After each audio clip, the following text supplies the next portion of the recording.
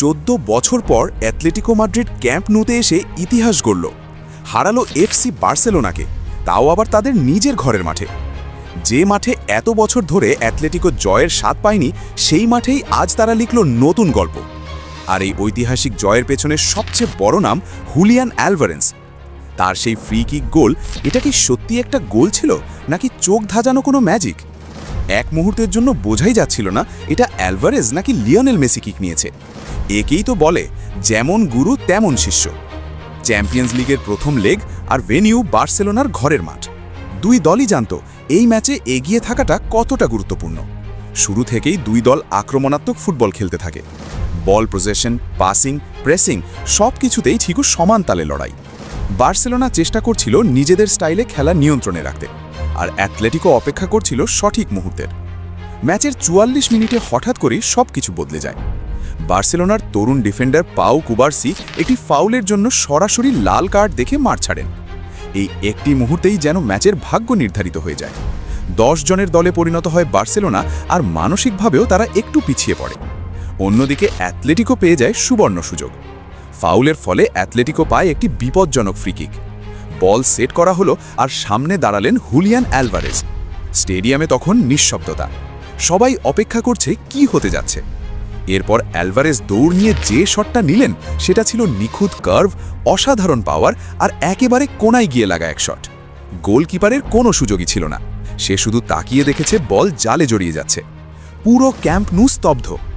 এই গোলটা শুধু স্কোর লাইন পরিবর্তন করেনি, এটা বদলে দিয়েছে ম্যাচের পুরো চিত্র। অনেকেই বলতে শুরু করলো এটা কি নতুন মেসির জন্ম। প্রথম গোলের পর থেকেই অ্যাটলেটিকো পুরো ম্যাচের নিয়ন্ত্রণ নিয়ে নেয়। তারা বল দখলে রাখে, ধীরে ধীরে আক্রমণ গড়ে তোলে, আর বার্সেলোনাকে চাপে রাখে। 10 জন নিয়ে বার্সেলোনা চেষ্টা করছিল রক্ষণ সামলাতে, কিন্তু অ্যাটলেটিকোর আক্রমণের সামনে সেটা খুব কঠিন হয়ে দাঁড়ায়। 70 মিনিটে আসে আর একটি বড় ধাক্কা। আলেকজান্ডার সোরলথ দারুণ একটি মুভ থেকে গোল করে ব্যবধান বাড়িয়ে দেন। স্কোর লাইন দাঁড়ায় 2-0। এই গোলের পর যেন ম্যাচ পুরোপুরি অ্যাটলেটিকোর হাতেই চলে যায়। নিজেদের মাঠে 2-0 গোলে হার, এটা বার্সেলোনার জন্য শুধু একটা হার না, এটা একটা বড় ধাক্কা। যেখানে তারা 14 বছর ধরে অ্যাটলেটিকোর কাছে হারেনি, সেখানে আজ সব কিছু বদলে গেল।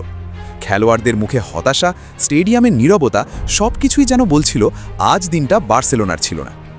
এই জয় অ্যাটলেটিকোর জন্য শুধু 3 পয়েন্ট না, এটা যেন 14 বছরের জমে থাকা কষ্ট, রাগ আর হতাশার প্রতিশোধ।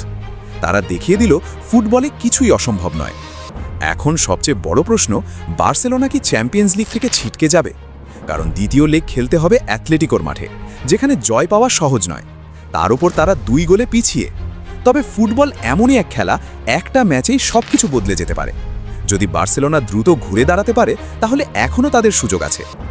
এই ম্যাচের পর একটা জিনিস পরিষ্কার, হুলিয়ান অ্যালভারেজ এখন বড় ম্যাচের বড় প্লেয়ার।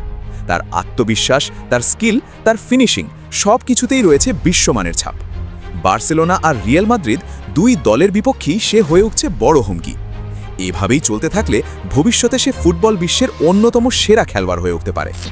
অ্যালভারেজের সেই ফ্রি কিকটা আপনার কেমন লেগেছে? আপনার কি মনে হয়েছে এটা মেসির মতোই ছিল? আপনার মতামত কমেন্টে জানাতে ভুলবেন না। আর ভিডিও ভালো লাগলে লাইক আর সাবস্ক্রাইব করতে ভুলবেন না।